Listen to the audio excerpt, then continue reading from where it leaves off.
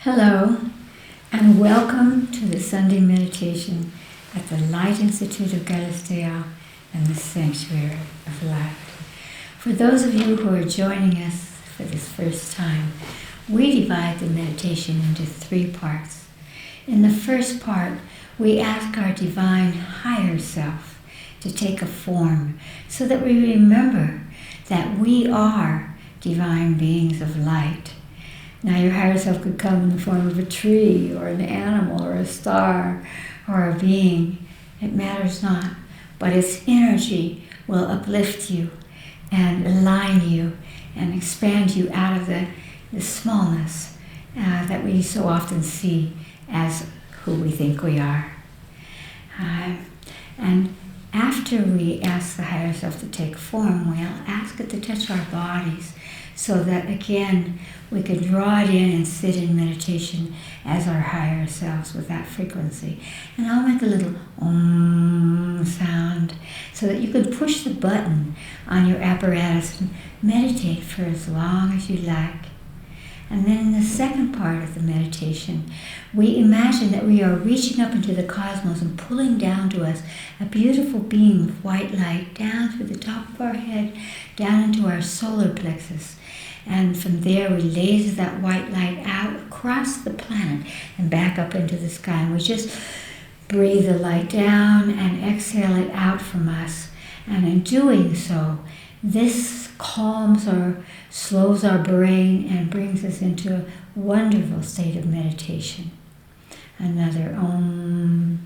And then in the third part of our meditation, we pick a situation or something that's happening on the planet each week so that we can use our collective consciousness and extend it out into our world, knowing that as we place this consciousness, our highest and best energies, that we are participating in our own destiny and that of our planet.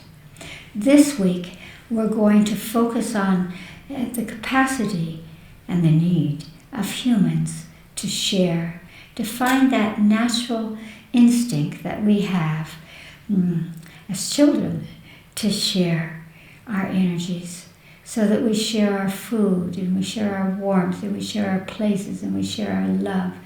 And we really open that energy of sharing one with another across the planet. And this is so important for the evolution of our collective soul family here. And you will love doing it. So if you're ready, we'll begin with a few breaths, because as we breathe in and as we exhale, making a little whistle sound, that slows down our brain and expands our consciousness. So let's do a couple of those and we'll begin. Breathe in through your nose. Hold at the top and now exhale.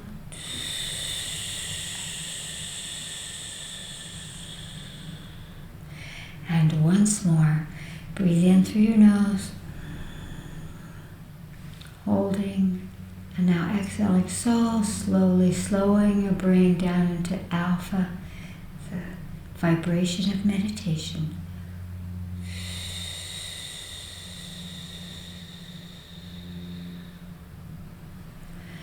Ask your higher self, the intuitive essence of your soul, to take form for you.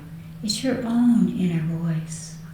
It could be a light, a being, a tree, an animal, an equation. Take the first form that comes to you. And as you perceive it energetically or see it in your mind's eye, ask your higher self to touch the place in your body where you are holding your divine essence at this moment, wherever it touches you. Focus your energy to that point of touch. And now breathe in and out at that point of touch, as if you were creating an opening, so that truly it's awakening that point of divine source in you. And now draw your higher self in whatever form it was in through that point and sit in meditation.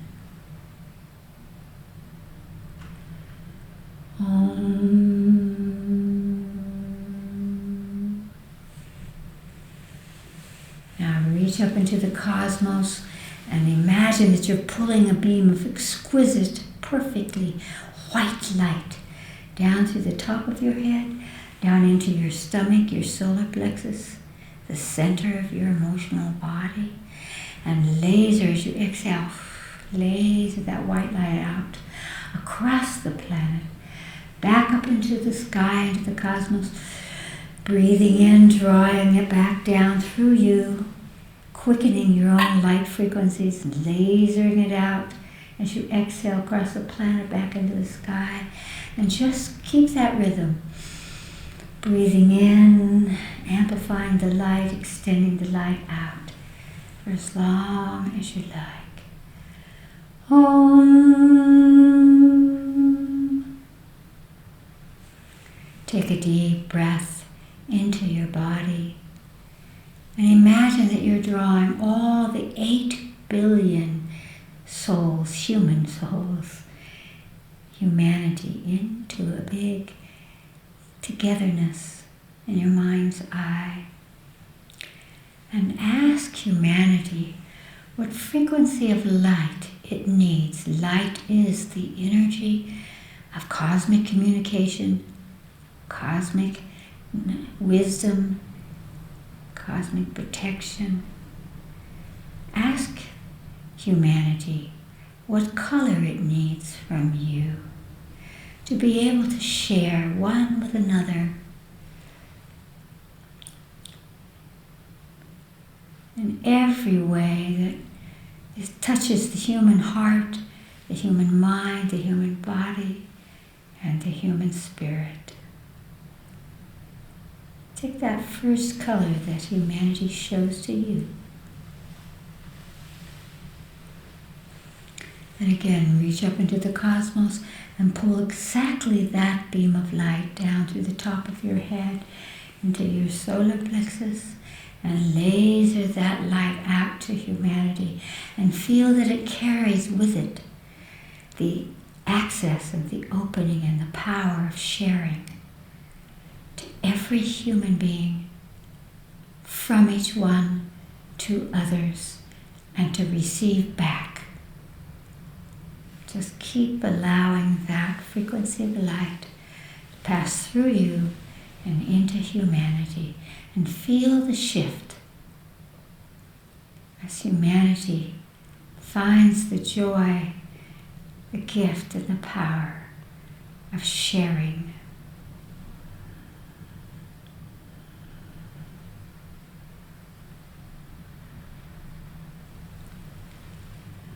Om.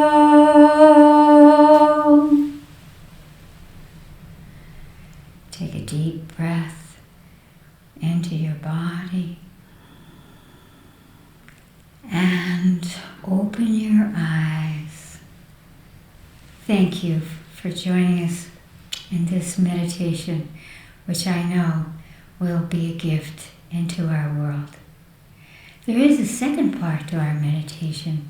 It's called Knowings, and people from around the world send questions each week about themes, conversations that they would like for us to explore in order to illuminate and uplift all of us that are joining into this conversation. And Allison will tell us the questions that have come this week. The first question is from the Canary Islands. How can I protect myself if someone is trying to hurt me psychically? I think someone is trying to hurt me physically and mentally from a distance, and I have no idea who it could be. I just feel a mean, attacking energy very strongly. What do I do about this, Chris?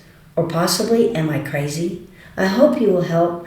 I can't tell this to anyone else. I'm doing a little test. It's a way of testing inside, asking that question. Is someone attacking you? No, I don't think anyone is attacking you. what I feel is happening is that there is so much fear and violence and negativity on the planet that there is that instinctual accessing. It's flowing everywhere. And what I feel is that you're picking that up, that you do have that instinctual energy. All of us do. And it's very hard in today's world not to think that it's about us. But it isn't. It's not directed to you, but there is that energy being extended around. There are people that hate and want to hurt others and use the focus of their mind or the negativity in their hearts or the power of their consciousness to actually do those things. And you know what? This is a call that is so beautiful to uplift us from those kinds of fears that feel like everything is coming into us and hurting us. And it's a cosmic law, and I love being able to share this with people. The best protection that you could give yourself is to not be afraid to, even if you don't know who it is or where it's happening or to whom it's being directed, but that you focus on a point of that negative energy, that misuse of psychic power. Certainly, I'm not saying it's not there, it is, but I'm not getting that it's directed towards you. I'm just feeling that you're being aware of it. So first of all, when you feel a negativity around you, right away, ask, is this to me? Is this about me? Because you'll be amazed how you will sense, no, it's not yours, it's not about you. And especially then, but always, even if it is towards you, the best protection and the way to dissolve and neutralize that kind of energy, because darkness is attracted to light, not to destroy light. There's something in the darkness that knows that its home, its true self, just like us, is light. And so the cosmic law is that the giver has the power. So you have this negative energy out here. How do you handle it? You imagine that you're focusing a point of that negativity, and then you ask it what frequency of light, because each color, each length of color, its speed of color, it has a specific effect. And so you give it that opportunity to find within itself what will heal it. What color do you need from me to be released from this negativity, to uplift yourself, and to go back to your true energy, which is light? And then whatever color pops into your consciousness, as we were doing before, reach up into the cosmos, pull that color down to the top of your head, and laser it out to that point of negativity. Because again, the laws of the cosmos have to do with the direction of the flow. And that's why we say the giver has the power. If you are the one that's drawing the frequency that will alter the negativity and allow it to become light, and you're extending that light that it asked for from you to it, that direction of energy neutralizes the negativity. And you know what? You will feel free. You will feel that the fear that you had and that blocking will dissolve away, because if you squeeze and try to protect yourself, it makes you vulnerable. You have no energy. That's why putting a bubble around you or hiding, it doesn't work. You must come into your true self, accessing the power of the cosmos. Bring those frequencies of light that heal and alter, and then laser them out. And the part of that law, that cosmic law that helps, is that any energy that comes from you, if energy is coming in, it has to be equal to your energy or higher. So when you are bringing light in, then your energy is high. So negative frequencies can't match that. They are blocked there and dissolved away. And then as you draw that light and radiate it out, it helps you to be fearless. And it helps you to be the loving and conscious and powerful being that each and all of us are truly if we could only realize who we are. Don't be afraid. Great love. Allison. The second question is from Frome, England. Dear Chris, people are always talking about the Galactics coming to help humanity and Earth out of our current problems. I know they can do this. I know they have the consciousness and the capacity. My questions are, do you think they will come to our rescue? And why would they do this? Why would they even consider getting involved with a race of people who are so quick to kill each other? I can't imagine they would hold us in very high esteem. Please excuse my depressing outlook. I think I'm asking these questions of you because I secretly wish they would come help. No, I think all of us wish that. But it gives me a little laugh because, we are a very young species, but as humans, but within our human genetics, our galactic DNA and angelic DNA and devic from the spirits of our planet DNA, these matrices are within us. So on one level, we are the Galactics. Yes, they could come. And you know what? They have been. All of the brilliance, even the cracking of the atom, all of the magical things that humans have recognized and brought to the fore because somehow they dreamed it, but somehow it came to them, from my perspective, comes from that galactic energy. What is the galactic energy? It's just ourselves being part of a galaxy. And perhaps, if we look at our incarnational patterns, many galaxies with many laws of action, of karma, action and reaction, and physicality, and manifestation and unmanifestation, all of that. And so the angels have a contract that says that they can't interfere. The Galactics certainly would not interfere either, except to seed within us the potential of us solving these problems. And that is why you are here and why we are all here, because we're not beginners, because we've been here so many times, and we really have within us the creativity and the access to source, to come across what needs to be shifted, what needs to be changed. And I know that it seems right now as if we're just down, it's a downward spiral, but it is not. If you look around, you will be so amazed at the strength and the courage and the sharing and the loving energy that's coming around the planet from individuals and groups to support the changes that need to occur. We are here because we are the change. We are the solutions, and there are many of them.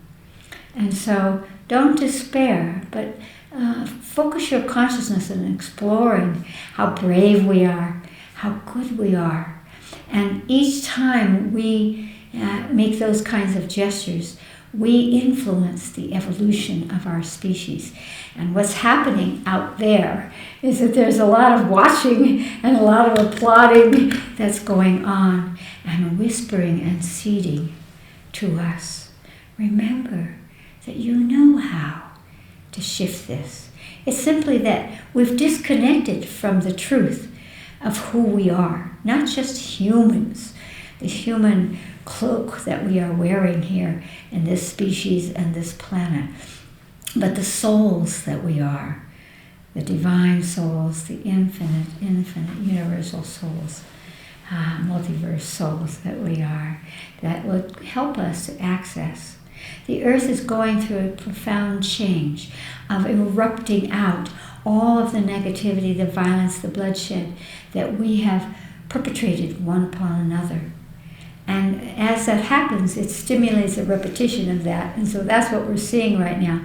But it's being released. It's being released.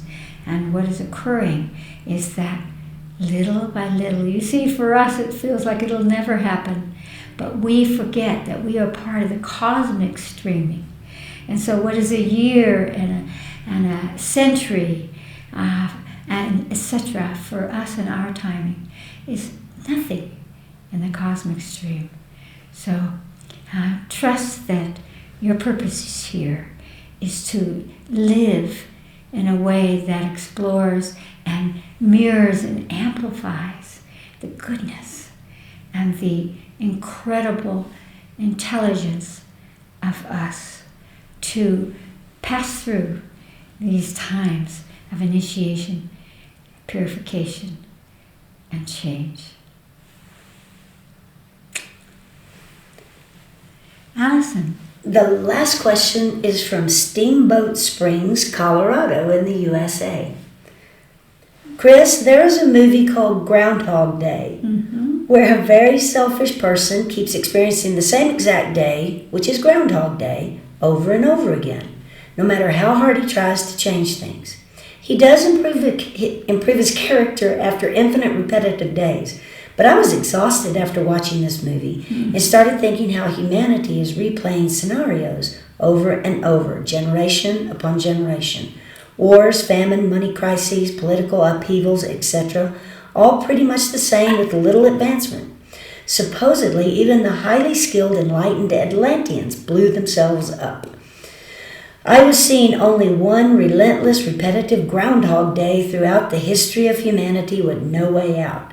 As I was thinking this, a ray of light flashed into my mind, and I thought of you and your incarnational work that I once read about. Can your work speed up clearing repetitive, destructive patterns of all humanity, and possibly even dissolve them, even if only one person does it? Oh, thank you for bringing that up. I've been exploring that potential for 66 years of doing incarnational work. And I can tell you, without a shadow of a doubt, that every time someone allows this inner exploration to the many, many, many incarnations of the soul, releasing our participation in incarnations of that violence, of that repetition, of that survival necessity. And what I have found is by opening up and seeing that we have played all these roles and releasing them with light, we actually change the past so that the past loses its constriction, it loses its hold upon us of repetition, and it begins to free us. One of the things that we do when we're looking at incarnational work, and by the way, we never say what it is, we always allow the higher self of a person to come up with the lifetimes that are relevant to their purpose and the themes that they're working on in this lifetime with even the same people. And we always go to the end of that lifetime as well. How did they die? Because you see, as a soul group, we are here to shift from humans from the beginning of time to now who have been completely focused on survival. King of the mountain, how do I or my group, my race, my tribe, my religion overshadow you in order to survive? We cannot continue that because that's what causes all of that violence and wars and repetition because we carry from one lifetime to another the echo of that, the residue of I better fight for my survival.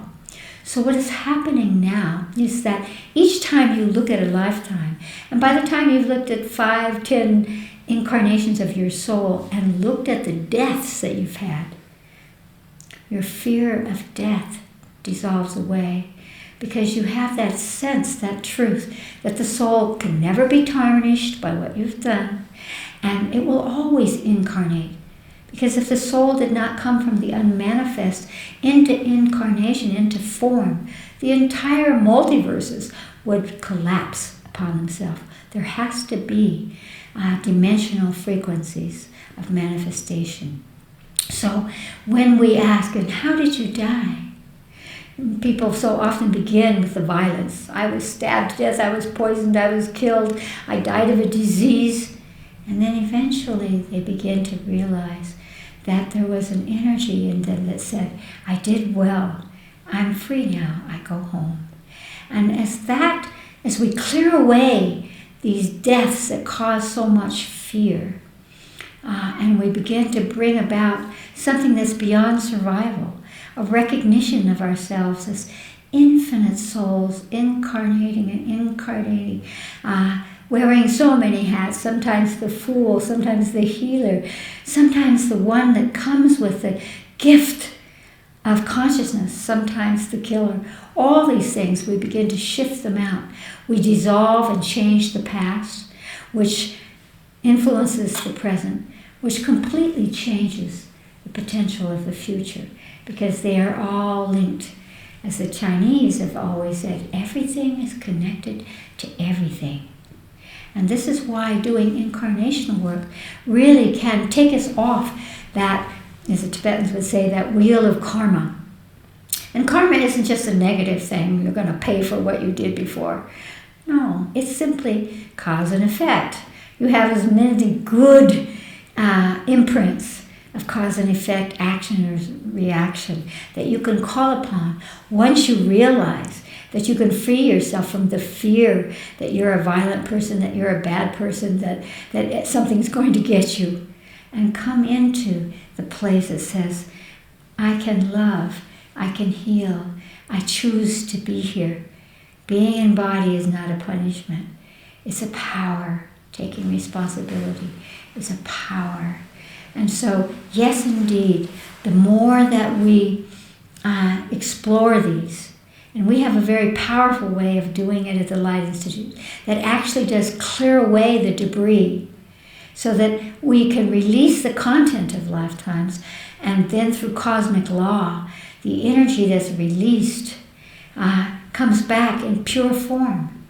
So that, for example, if you misused power in the past, when it comes back to you, it will come back to you as potential. You don't lose that power because you misused it, but because we're intelligent, because there's that pulse, that streaming of evolution. We use it better and better and better, and we keep amplifying the illuminations that we get lifetime after lifetime, and so that we realize that we have a sense of self that is not afraid, a sense of self that is loving, that wants to be here, that belongs here. And that's what exploring our reincarnations, the reincarnations of the soul, can do for us. It elevates and quickens our evolution. So I hope that you will explore that, and with us, with the light of the Light Institute. Great love to each and all of you.